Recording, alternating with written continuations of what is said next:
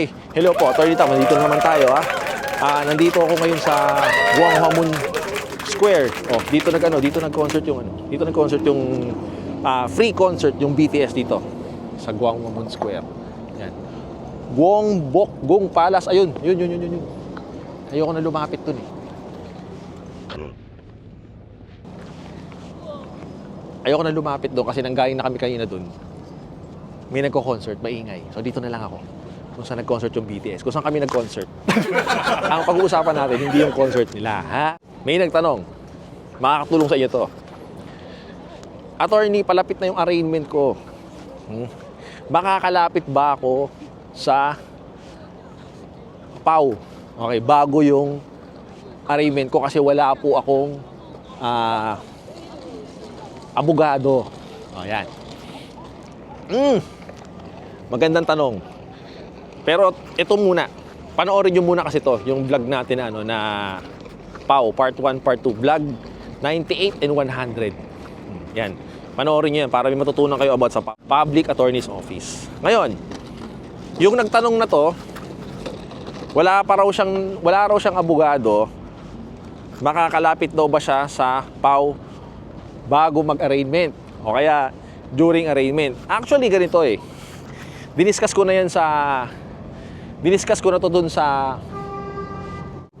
PAW vlog. Gaya nung sinabi ko dati, no? Sa bawat korte, merong naka-assign na public attorney. Laging meron, okay? So sa arraignment mo, kung wala ka pang abogado, ganito ang nangyayari sa korte. I assume na kaya ka na problema na wala kang attorney at gusto mo lumapit sa PAW dahil kayo akusado, ha? Kasi pagdating sa korte, sa arraignment, kung complainant ka, hindi ka lalapit sa PAW.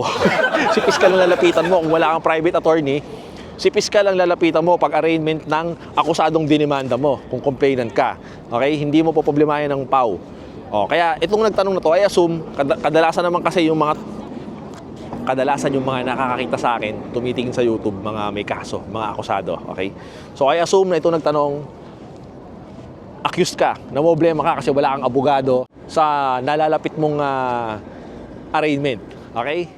Okay.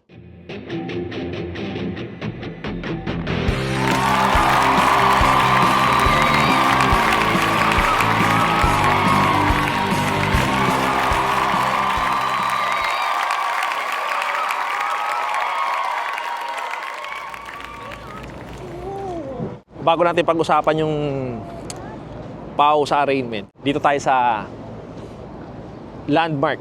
Okay? Iconic landmark ng Gwanghwamun Square. Ito, si King Sejong. Ayan, si King Sejong, isa sa mga trivia, history.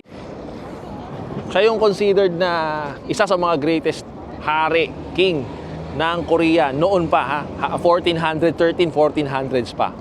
Kung alam niyo yung salita nila, yung alphabet nila, yung Hangul, sa kanya, siya ang gumawa, siya nag-develop noon during his time. So, nung time niya, dyan daw nag-advance yung Korea talaga, cultural, scientific, sa kanya. Magaling daw na, magaling na hari. O, siya yung nasa 10,000 bill ng won, ng Korean won. Noon kasi daw, no, ang bagong-bago magkaroon ng Hangul na alphabet, bago kay King Sejong, parang parang mahirap na Chinese yung yung language nila, mahirap. Kaya dinevelop nila yon, ginawa nila ni King Sejong. Yung Hangul, mas madali siyang isulat, mas madali siyang sabihin, madali siyang ibigkas kumpara doon daw sa mga Chinese na language nila noon. King Sejong. Okay? Siyempre, bigay-pugay tayo. Andito tayo sa Korea eh. Anyway, balik tayo sa topic natin, ha? Ang nangyayari kasi sa korte, ganito. Dahil meron laging piskal at saka meron laging PAW sa court, no? During arraignment, kung ikaw akusado ka, wala ka pang attorney, pumunta ka sa hearing mo, umattend ka, kahit wala kang abogado muna, umattend ka kahit anong mangyari. Bakit? Para hindi ka mawaran pag wala ka, okay? Regardless, huwag mong isipin kung may attorney, wala pa ako abogado, gagawin ko ron. Huwag mong isipin yon kasi nga mayroong public attorney na laging nakapwesto sa korte. Pag absent si Pau, pag wala si Pau, hindi siya available, mare-reset naman yan. Kasi, bakit? Walang walang magre-represent sa'yo unless yung experience ko, lagi ko naranasan sa korte. Pag wala ang public attorney, humari, hindi available, absent. Okay? Minsan, experience ko, Attorney Gonzales, ikaw muna.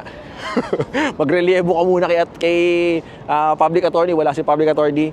Ikaw muna mag-a-assist sa mga akusadong walang abogado for arraignment purposes only. Ayan. Maraming beses ko nang naranasan yan.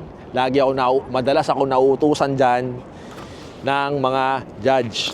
Dahil kasi akala nila, ako'y bagong abogado lang. Kasi, pag yung mga senior na abogado, hindi inuutusan masyado.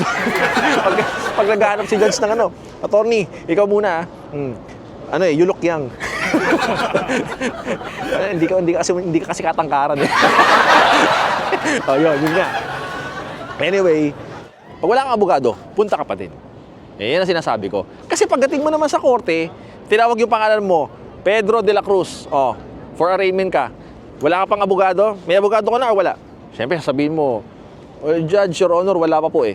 Okay lang ba sa'yo? I-appoint ko muna ang public attorney natin na si Attorney Attorney Garcia bilang abogado mo para sa arraignment lang.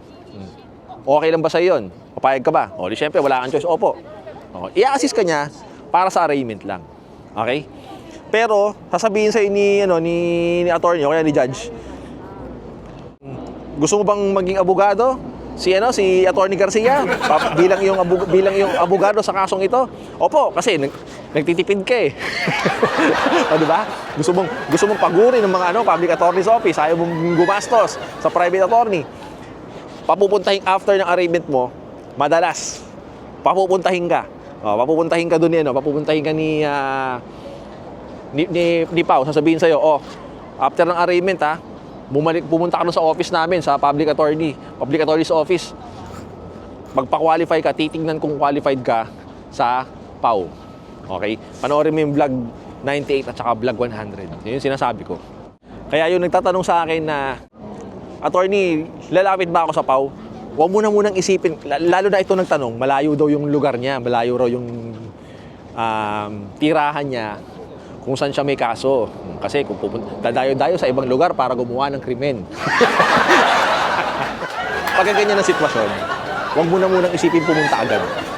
Pumunta ka na lang sa arraignment, doon mo makakausap yung magiging abogado mo. Yung mahahawak ng kaso mo, yung Pau na naka-assign doon sa korte. Kasi kung saan nakasampa yung kaso mo, kung saan na-raffle yung kaso mo, doon ka naman lagi nga-attend eh. So kung sino yung public attorney na naka-assign doon sa korte na yon, sa branch na yon, yun ang hahawak definitely ng kaso mo. Okay? So pag pumunta ka na doon sa korte sa araw ng arraignment mo, kumare, ang arraignment mo, ano ba ngayon? April 8. Pag attend mo sa hearing, arraignment mo ng April 8, nandun na si public attorney, si attorney, kumare si Attorney Garcia, nandun na siya. Sigurado yun, papasok yun. Pati yung kalaban mo, si piskal, nandun din siya. Pero hindi siya lalapitan mo. Sabihin naman sa'yo ni piskal, umamin ka na. Shoot ka sa banga pag gano'n.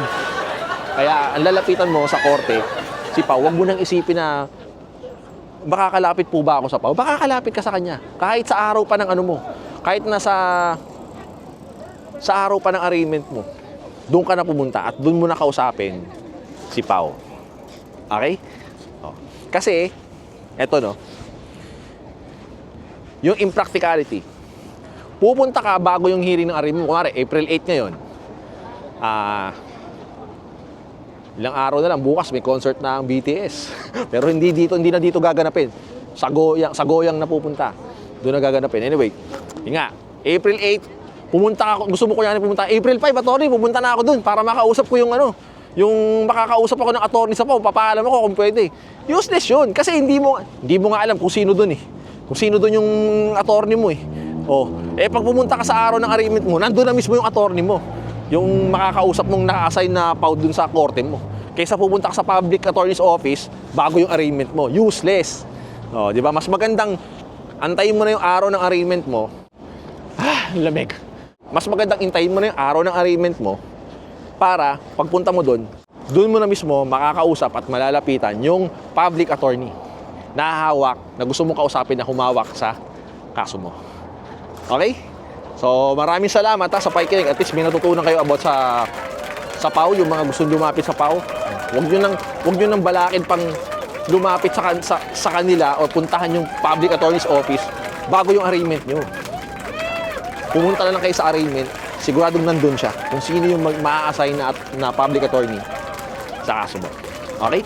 So, God bless po maglalakbay-lakbay pa ako. Sasayaw pa ako mamaya. Ciao! Tingnan nyo ito. Ito yung mga guard. Royal Guard. Stick.